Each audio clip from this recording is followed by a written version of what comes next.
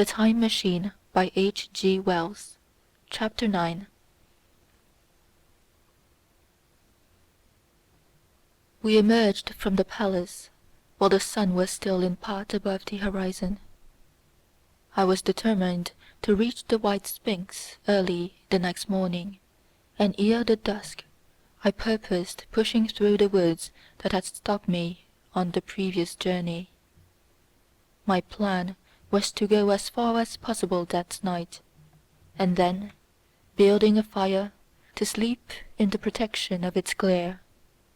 Accordingly, as we went along, I gathered any sticks or dried grass I saw, and presently had my arms full of such litter.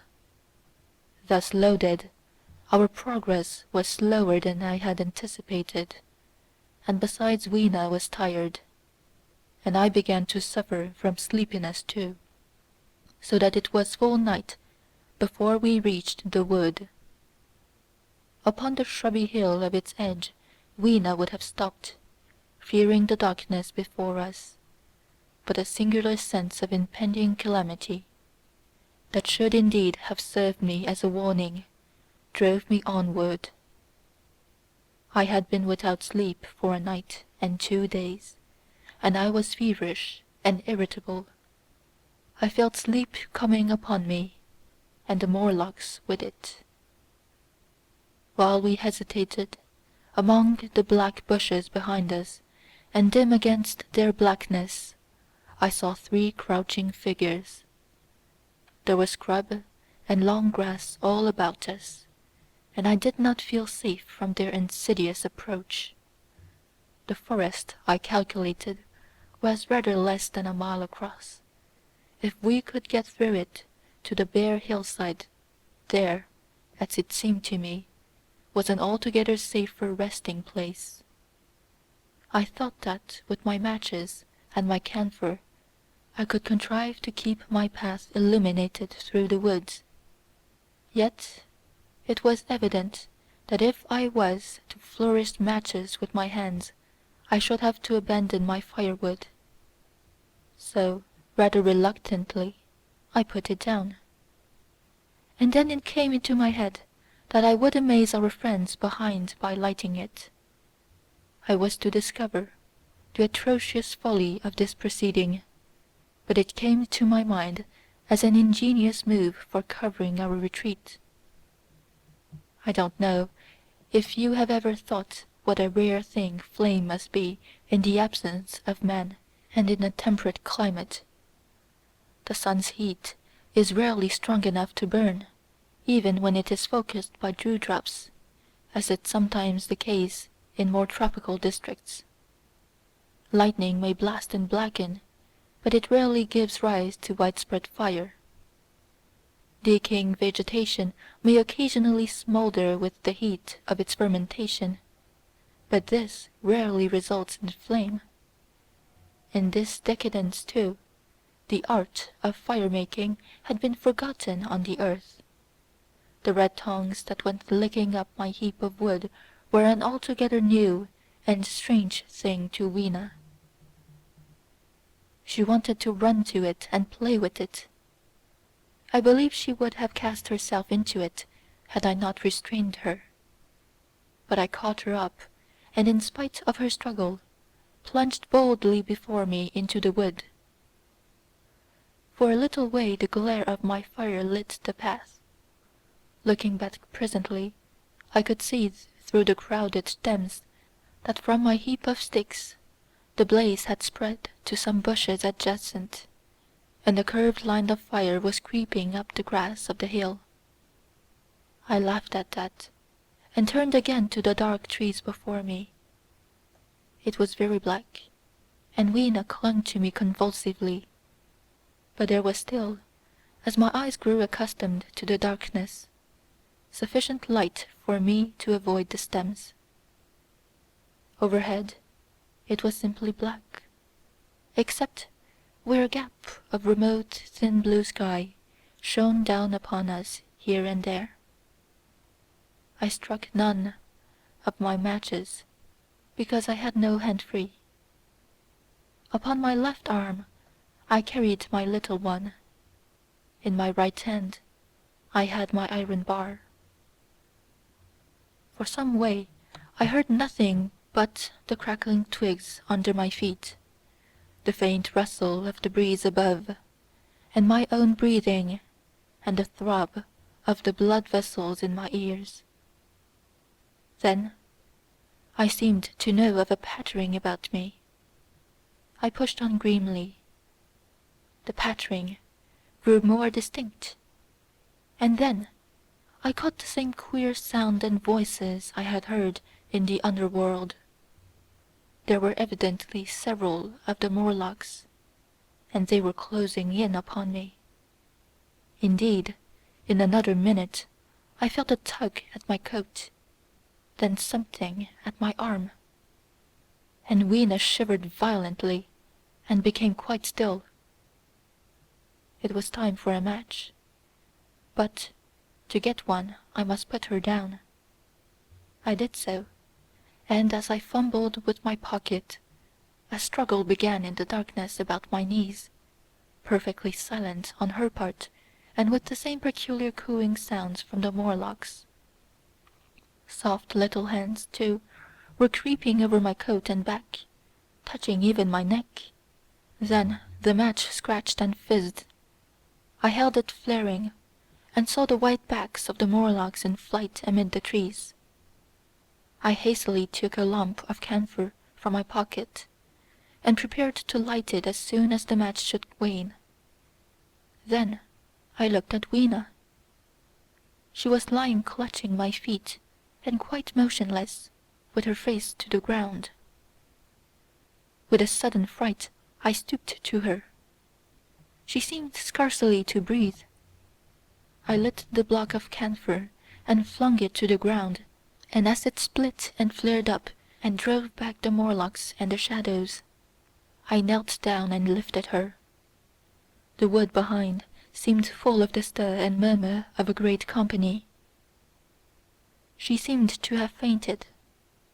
I put her carefully upon my shoulder and rose to push on.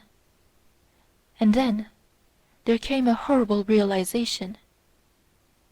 In maneuvering with my matches and Weena, I had turned myself about several times, and now I had not the faintest idea in what direction lay my path.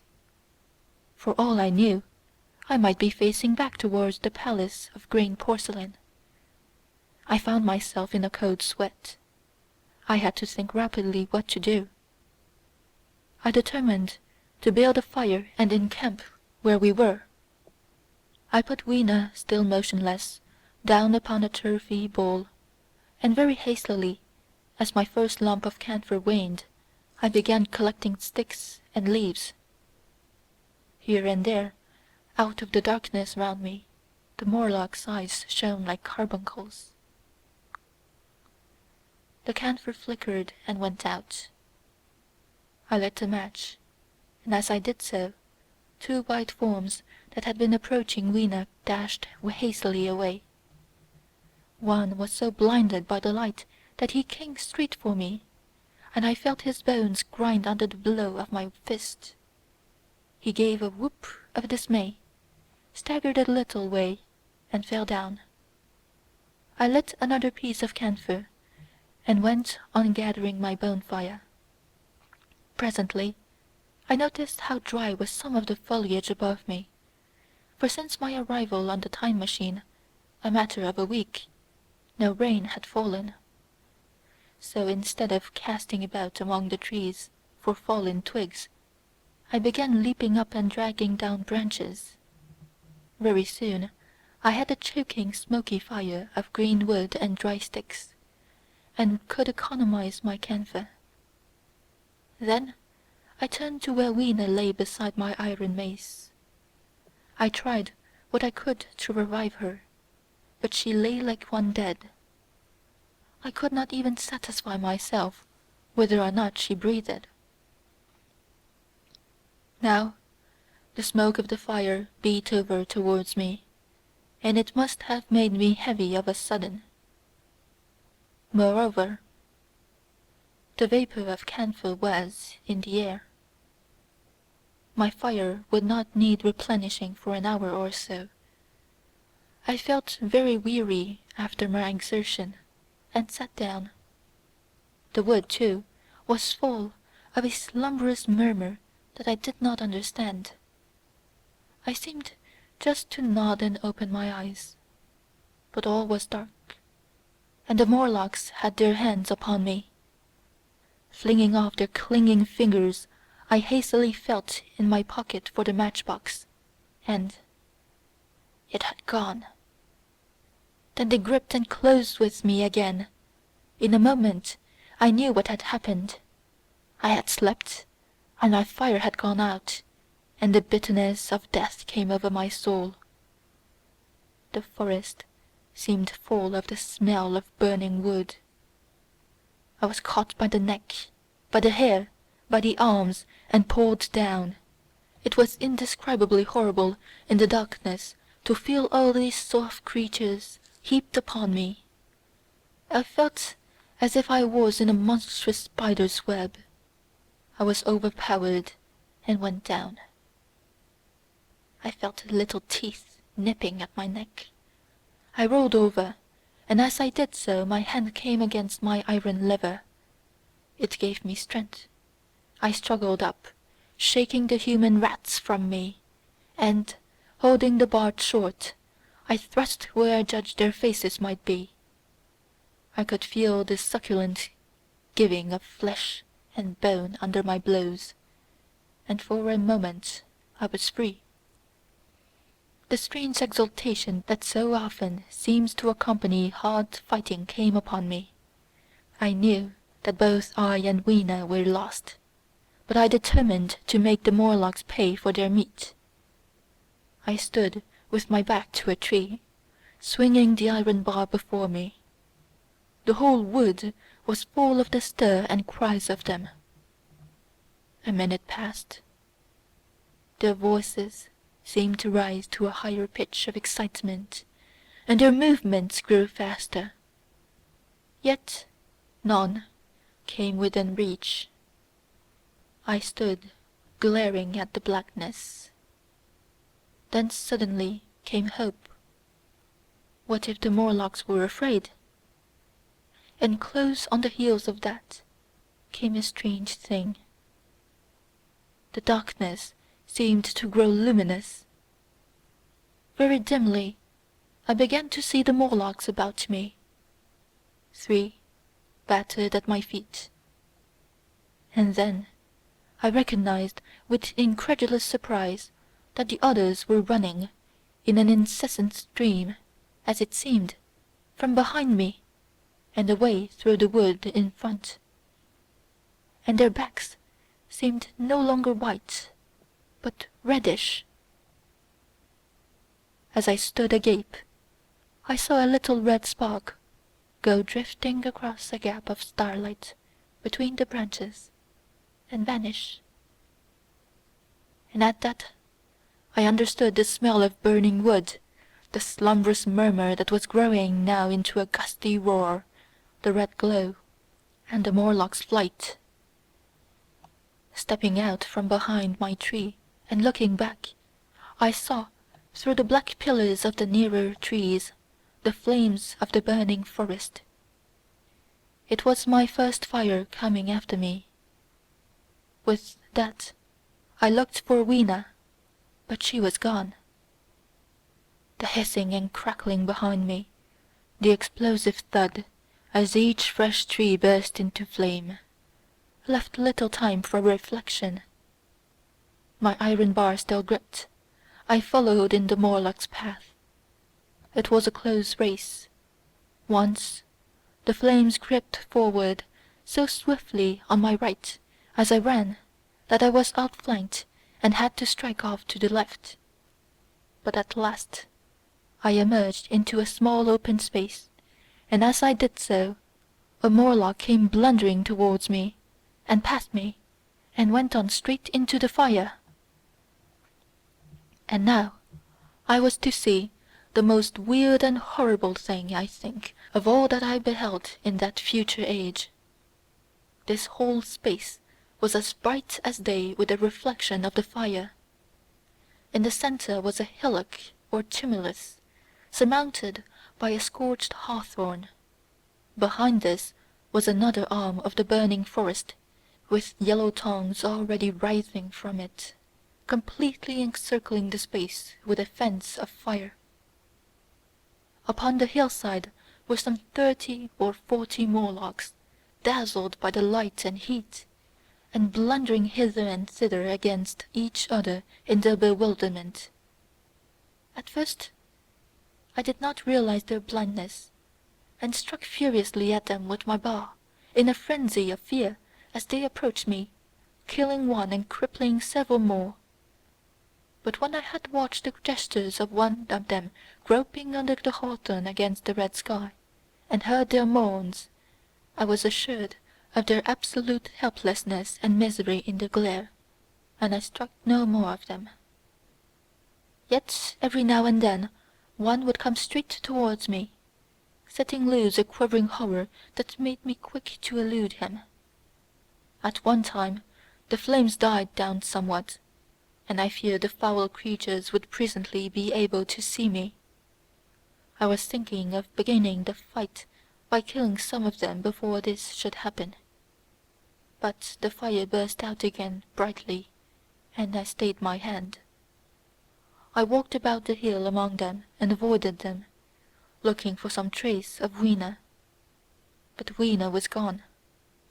At last I sat down on the summit of the hillock, and watched this strange incredible company of blind things groping to and fro, and making uncanny noises to each other as the glare of the fire beat on them. The coiling uprush of smoke streamed across the sky, and through the rare tatters of that red canopy, remote as though they belonged to another universe, shone the little stars. 2 or 3 Morlocks came blundering into me, and I drove them off with blows of my fists, trembling as I did so. For the most part of that night I was persuaded it was a nightmare. I bit myself and screamed in a passionate desire to awake. I beat the ground with my hands, and got up and sat down again, and wandered here and there, and again sat down. Then I would fall to rubbing my eyes and calling upon God to let me awake. Thrice I saw Morlocks put their heads down in a kind of agony, and rush into the flames. But at last, above the subsiding red of the fire, above the stringing masses of black smoke, and the whitening and blackening tree stumps, and the diminishing numbers of these dim creatures, came the white light of day. I searched again for traces of Weena, but there were none. It was plain that they had left her poor little body in the forest. I cannot describe how it relieved me to think that it had escaped the awful fate to which it seemed destined. As I thought of that, I was almost moved to begin a massacre of the helpless abominations about me, but I contained myself. The hillock, as I have said, was a kind of island in the forest. From its summit I could now make out, through a haze of smoke, the palace of green porcelain, and from that I could get my bearings for the white sphinx, and so, leaving the remnant of these damned souls still going hither and thither and moaning, as the day grew clearer, I tied some grass about my feet, and limped on, across smoking ashes and among black stems, that still pulsated internally with fire, towards the hiding-place of the time-machine. I walked slowly, for I was almost exhausted, as well as lame, and I felt the intensest wretchedness for the horrible death of little Weena. It seemed an overwhelming calamity. Now, in this old familiar room, it is more like the sorrows of a dream than an actual loss. But that morning it left me absolutely lonely again, terribly alone. I began to think of this house of mine, of this fireside, of some of you, and with such thoughts came a longing that was pain. But as I walked over the smoking ashes under the bright morning sky, I made a discovery. In my trouser pocket were still some loose matches. The box must have leaked before it was lost. End of chapter 9.